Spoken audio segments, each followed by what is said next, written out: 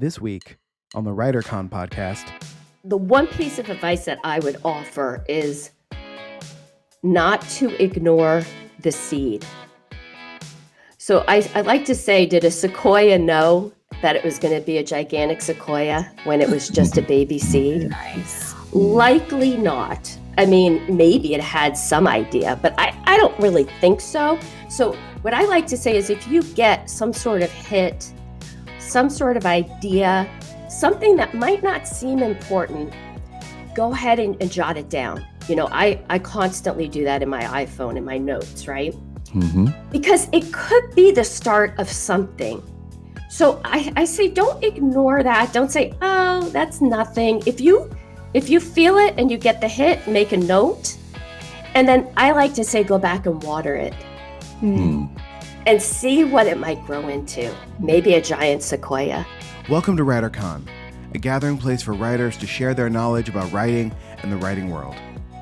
Your hosts are William Bernhardt, best-selling novelist and author of the Red Sneaker books on writing, and Lara Bernhardt, award-winning author of the Wantland Files book series. Hey there, writers. Thanks for joining me and my superstar author wife, Lara, and our superstar sound engineer, Jesse Ulrich. One of our news stories today actually relates to the Hugos and science fiction. And speaking of, Jesse is our science fiction expert. And you just got back from the Star Trek cruise, right? How was that? I did. It was great. Listen, it's always great. Imagine being on a cruise ship, which if you don't like cruise ships, I understand. But imagine everyone on that cruise ship has the sort of central interest as you. And you get to spend an entire week with those people talking about the things you love the most.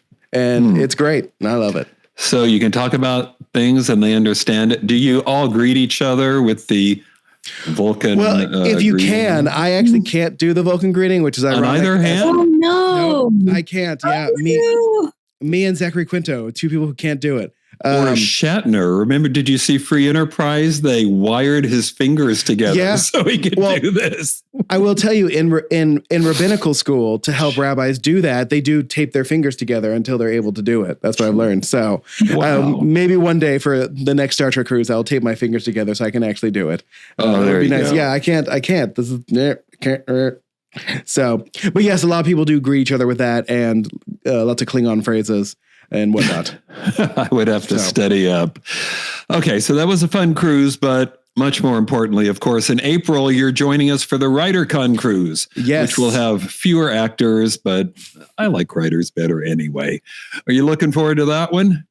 I am. That one is certainly slightly more relaxing for me than the Star Trek cruise.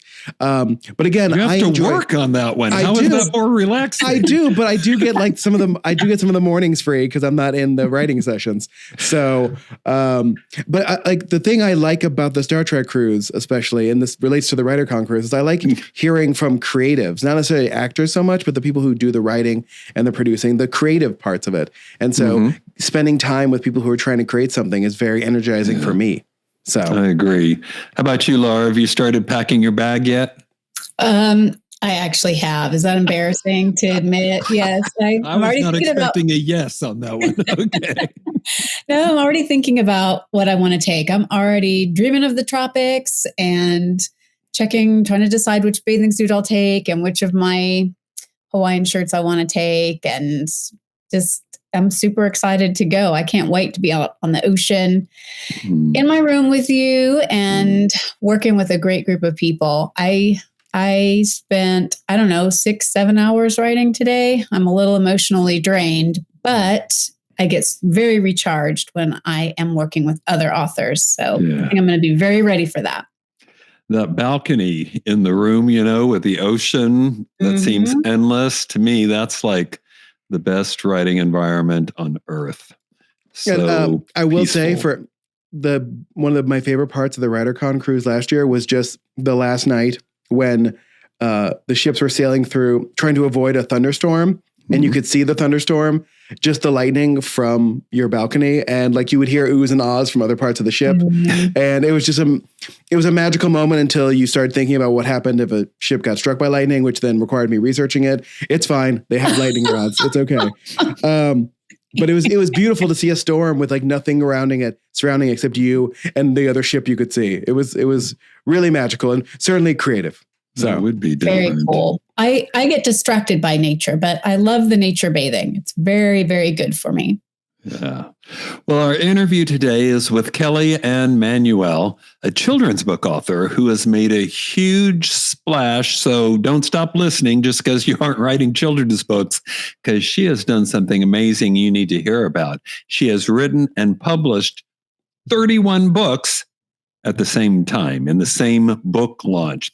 That's like one book for every day of the month, I guess, in 4 different series. We will talk to this remarkable writer, but first, the news.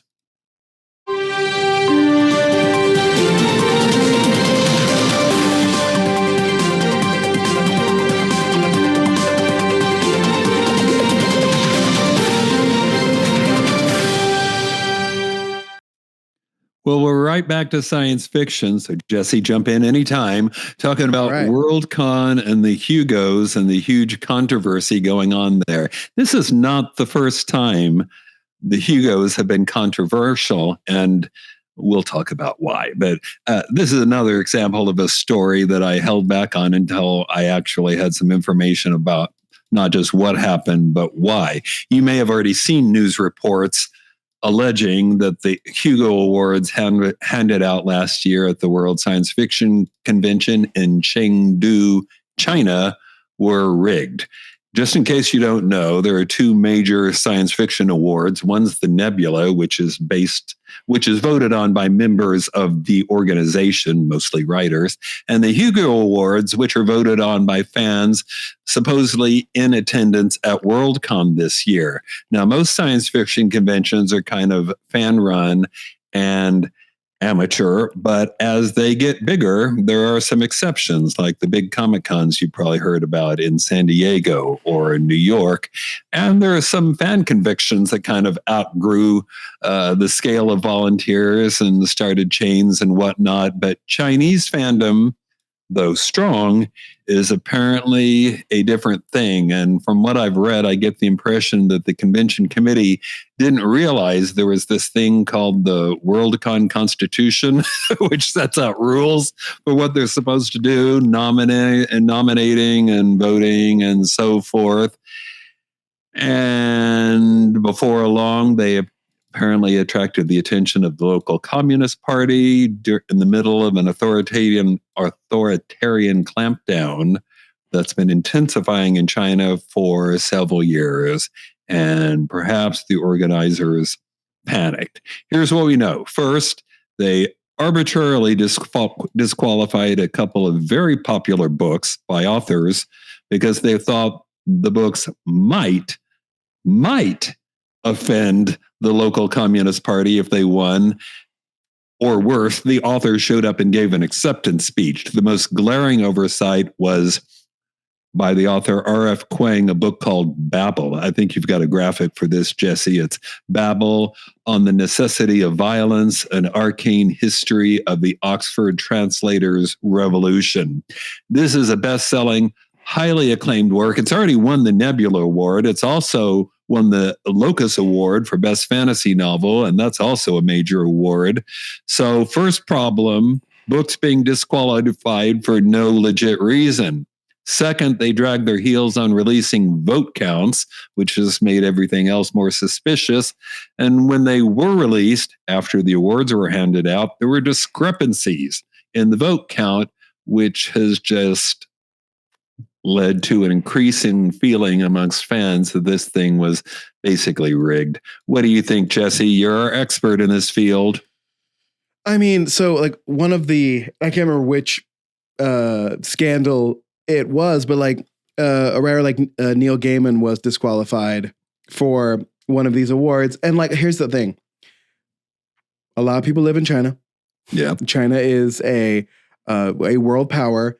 I get from a business perspective not wanting to upset them. But again, just like what we're dealing here with the goblin butts, like literature and creativity should not be restrained. You should be allowed to criticize your government. That's one of my, if I had like a list of like 5 ideals, one of them is like governments that punish people for criticizing them are not governments you want to be living under. And we should not, just because we're afraid to not make some money, we shouldn't be scared of upsetting China.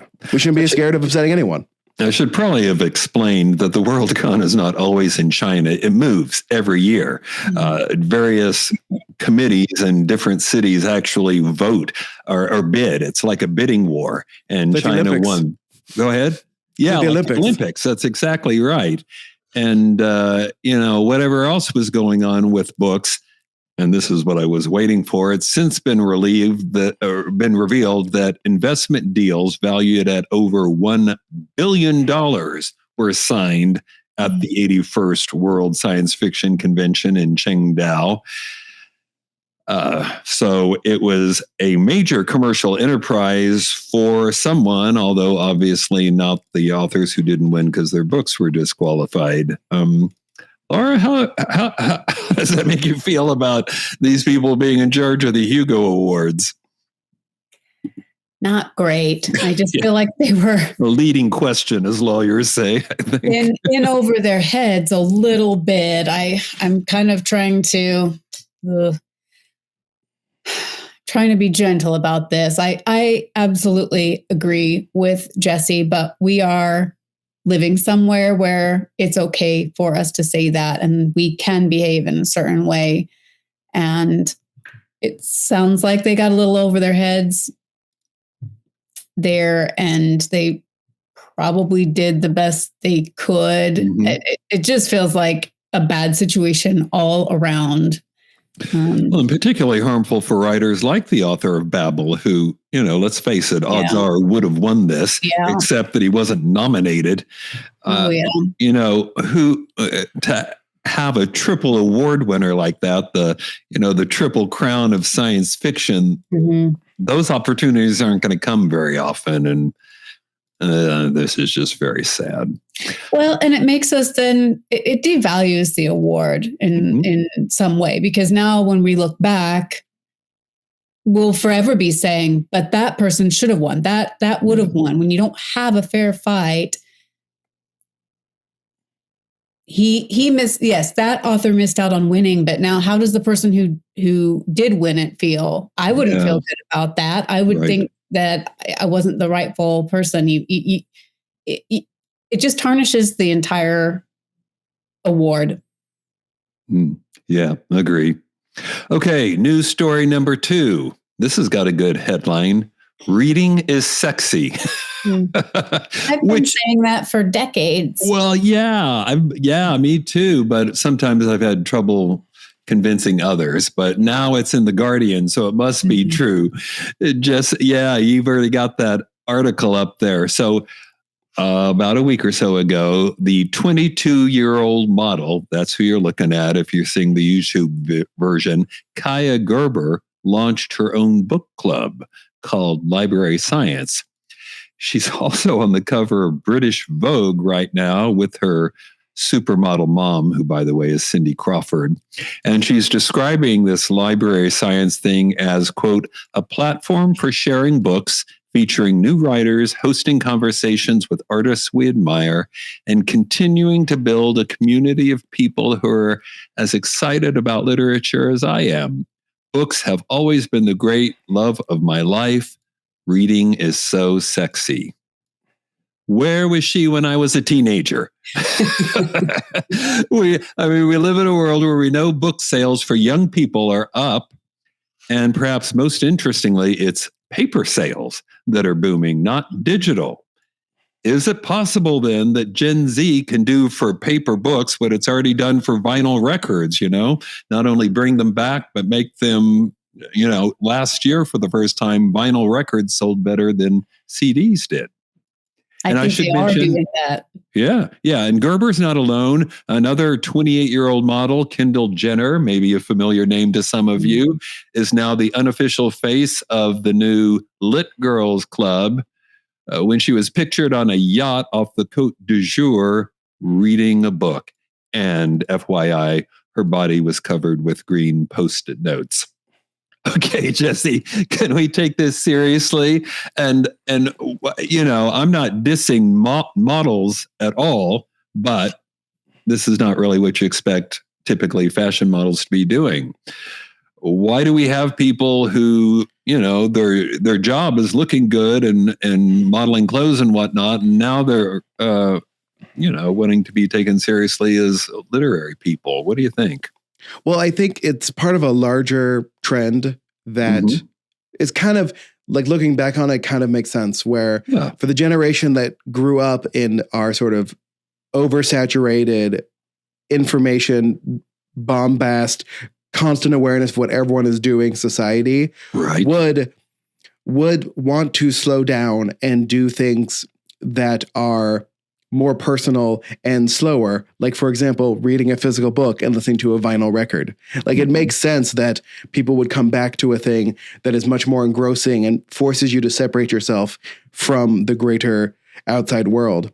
So I think this is great. Yeah. Like, buy more books, right? Yeah, like, well, and if it comes at a time when book sales are increasing amongst young people, their target audience, whether they're talking about books or clothes or anything else, maybe this is time. I mean, maybe there's going to be more marketing to book readers. Wouldn't that be sweet? Lara, let me ask you this. Most of these models, in fact, everyone I saw when I was preparing this, they're all reading books by other female authors. Some of them are romantasy. Some are more nonfiction or on the literary side. Do you think that's significant? I think that works in with the statistics that we've seen. I think they are younger, young women. And I do think that romance and romantasy and women's fiction is big with that demographic. Yeah. Romantasy especially makes sense to me. These are the kids who grew up with Harry Potter books, which right. They very much enjoyed having magic and creatures and fantastical elements in their books. So now combining it with romance and moving into new adult just makes sense. I think that's, in my mind, that was the natural progression there. It makes sense to me that they're enjoying those. And then, of course, we've heard that the older generation seems to veer more towards mysteries and thrillers still. But this is the Colleen Hoover era, and it makes absolute sense to me. I just like the headline, "Reading is so sexy." That should be on our T-shirts at WriterCon this year, don't you think? Let's get behind that. Reading maybe with a photograph of several of, gorgeous models reading books or something. Or maybe just regular people, because, reading is sexy. You don't have to dress for it, right? That's the good thing. All right. Jesse, cue up that music and let's talk to Kelly Anne Manuel.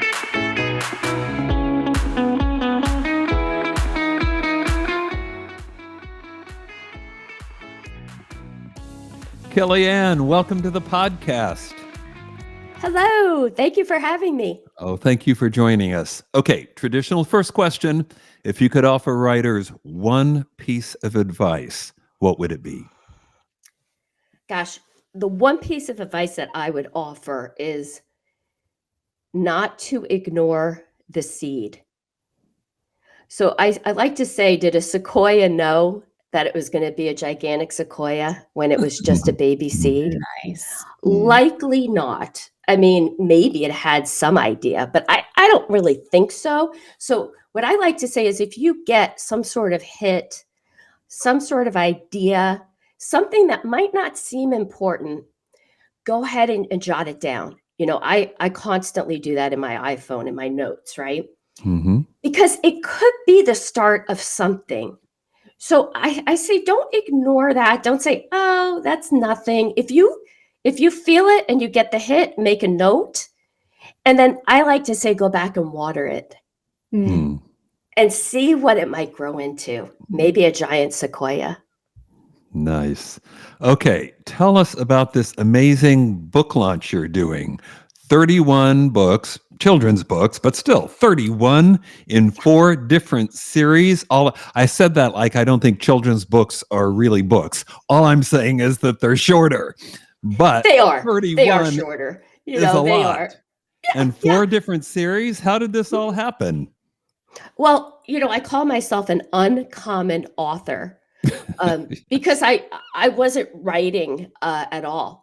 And I only started writing in early spring of 2022. So I started writing early spring, and I had, in 14 days, I had 27 of the books ready to go. 27 books in 14 days. Now, they all rhyme. They're all nursery rhymes. So I like to reference Hans Christian Andersen as somebody to give you an idea of how the books go. They rhyme very much like an inchworm or a thumbelina. And so, I had 27 books in 14 days, and I even curated all the art for all of them in those days. And then I had the entire 31 within the next week. And I just started writing then. So I said, what am I going to do? I've got to publish. And I did hybrid self-publishing. So within 6 months of writing the books, I had all 31 published in 6 months. Now tell me, I'm jumping in here, but tell me what you mean by hybrid self-publishing, because people use hybrid in several different ways. Very fair. So I went through Balboa Press. With Balboa Press, you do go through content review. So you don't just get to publish whatever you want. They have to accept your book. So, the thing is, you're funding it, right? You're funding your book to be published, but they have to approve the content. So it's not just complete self-publishing. And then they create the ISBNs, and then they put it out through their channels to disperse the books, right? And so that's how I did it. Really, there was no other option at the time, or even really still. So I wrote all these books, and I'm like, what do I do? How do I get these out into the world? And, I just followed my intuition. I did homework online. I found Hay House. I was always fascinated by Louise Hay. So I that was sort of my lead in. And then, of course, they publish out of Bloomington, Indiana. And I went to IU. I went to Indiana University. So I saw all these things as sort of hits. And I just went for it. And my first book was published in time to go to the ALA, to the conference in DC that year. And I met one of the people from the company, and I said, look, I have 30 more. I'd like to talk to you about not paying what I paid. You don't hear that every day. Yes. I don't know that they believed me. But I said, I have 30 more, but I'd like to not pay what I paid to publish one. So I tried to just at least negotiate a little bit of a better price point. And then I submitted all the materials in July for the other 30 books. And the hardest part of that was the synopsises. So I spent a lot, because children's books to me are very important as far as what can a parent, caregiver, teacher, librarian, whomever is interacting with the book and the child, the synopsis to me is very important. So I spent a lot of time in July creating the synopsises for the 30 books. Then everything was published in August and September. And then I turned them all into audio and video. And video, what do you mean by that? Vimeo, yeah. So Vimeo. I'm sorry, I gotcha. You can get the video book, and the book, you can read through it, and the words pop up. And it's just really cool. And you were even at the Golden Globes this year promoting your work, right? Tell us about that. Oh my gosh.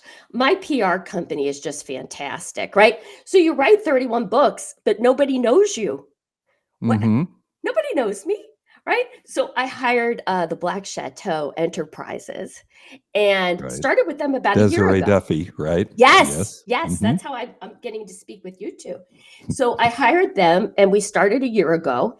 And so in October, I got an email saying, hey, there's this DPA gifting suite for the pre-Golden Globes is the name of the event. And we'd like to invite you to come if you'd like to come. I was like, would I like to come? So what you do is the book has to be approved by the lady that's in charge, and it's her company, the DPA Gifting Suite. So I did The Catch Your Dream, one of my books that's about boundaries. So I feel it's a very impactful book. So I took The Catch Your Dream and I gave it to the people at the top of their creative game. These are people who are in the industry, whether they're producers, whether they're buying the products to be on Ted Lasso, whether they're the actors in like the movie Air. I met the actor that played Michael Jordan, whether they're cast members from Jury Duty. So, I mean, this was incredible. And to give them the book and tell them about my journey, what shocked me the most was they congratulated me.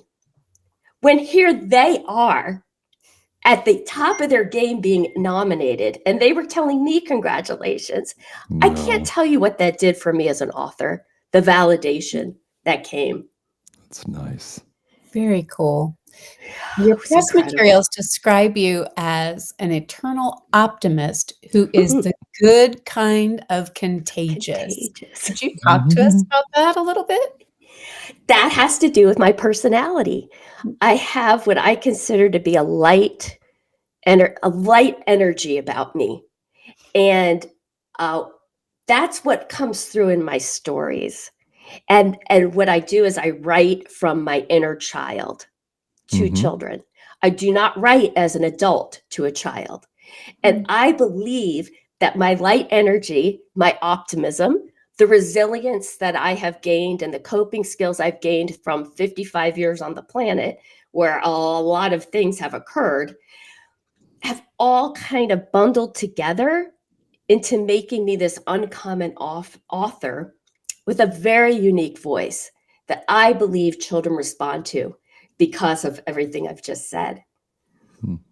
You've also said, let's keep going on that. You've also said you didn't set out to write children's books, but then you happily took that path when it came your way. So are you saying you started writing books by accident, or what does that mean exactly? That would be hard to do. that means that I did a lot of work on myself, and at some point early that spring of 2022, I started to literally hear poetry in my head. I would hear the poetry, and I started to write the poetry.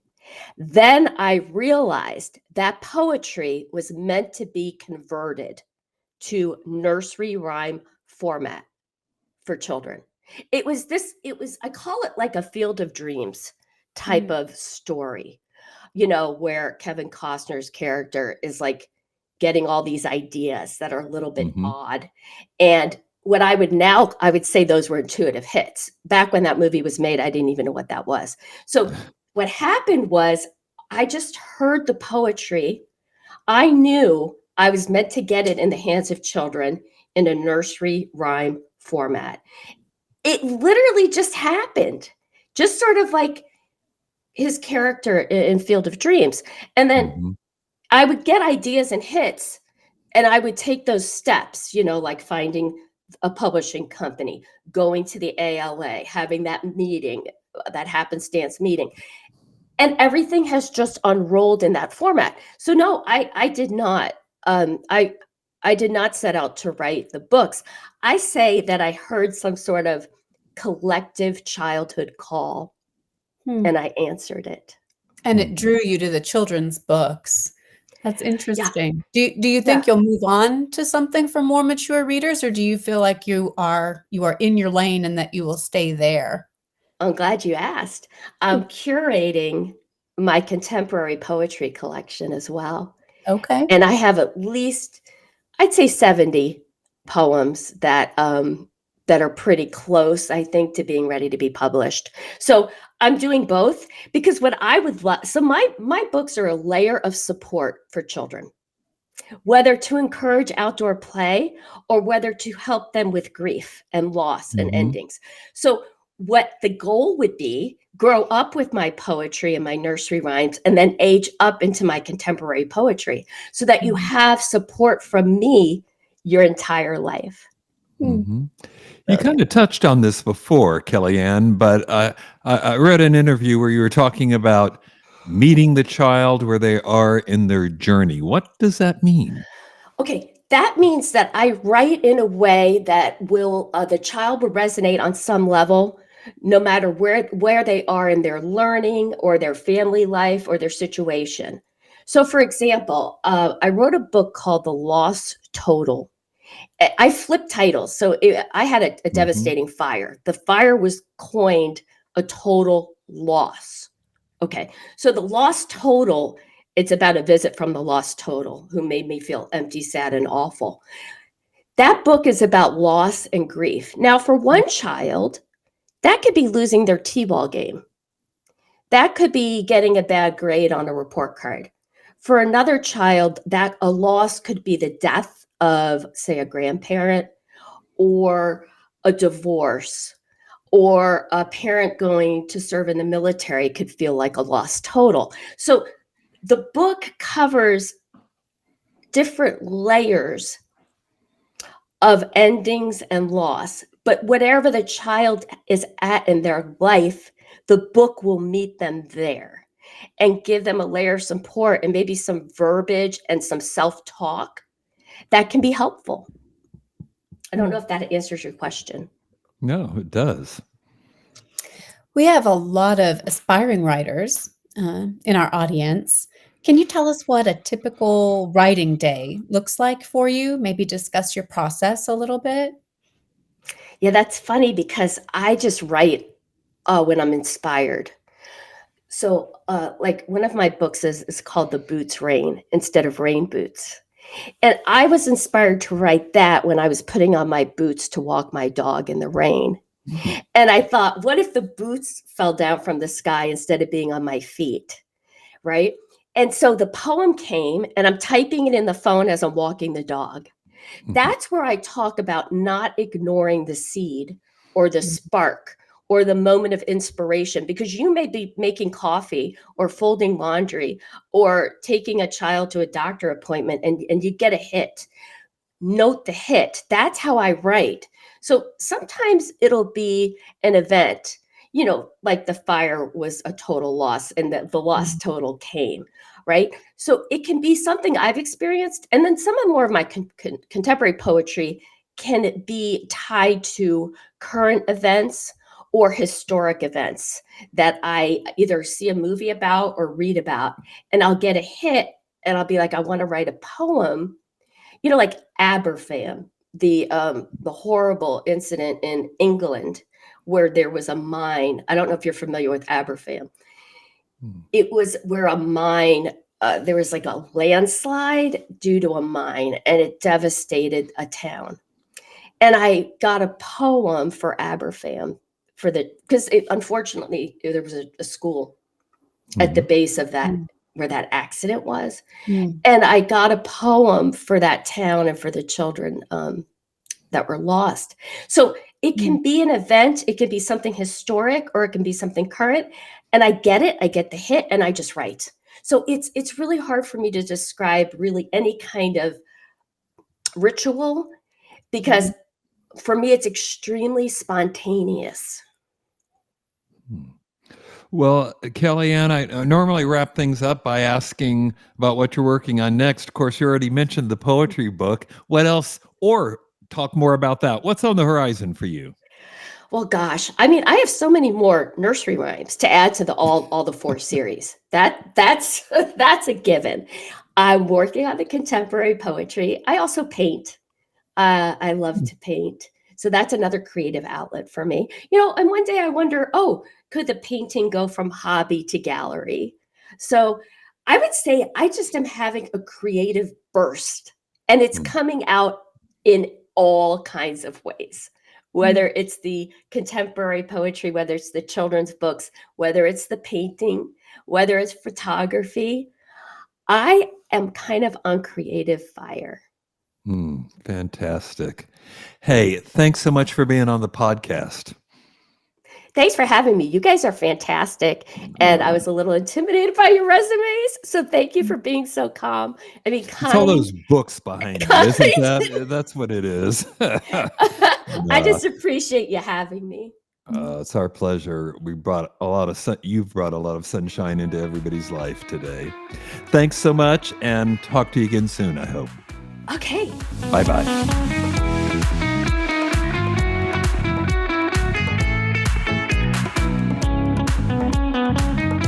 Just a few parting words. Lara, tell us more about the WriterCon Cruise, because it is not too late yet to register, but it will be soon. Lara? Let me think. What have we not talked about yet? Have we talked about who else is coming with us? We had Lauren Smith on last week. That's true. We talked about Lauren. Lauren is coming, and I'm super excited she's joining us.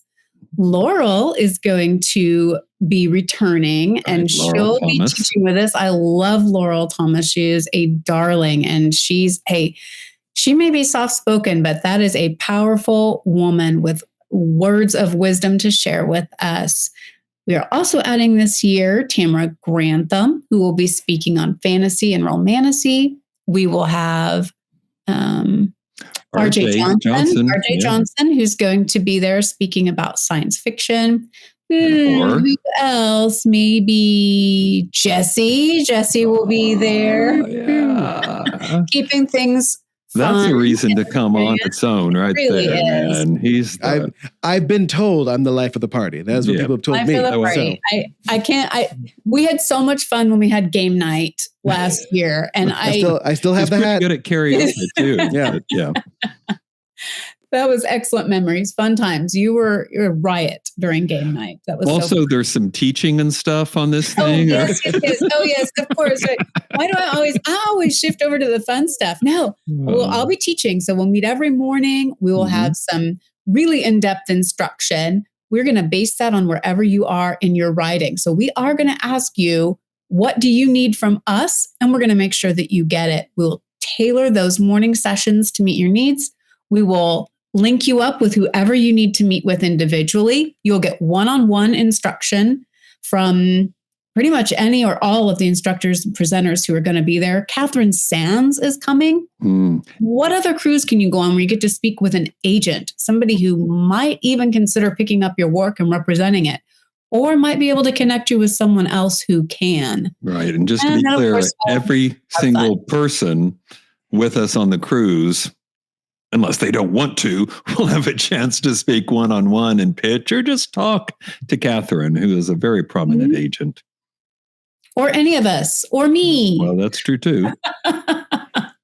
You're a very prominent superstar writer. I think I said that at the opening, so silly. That makes it true.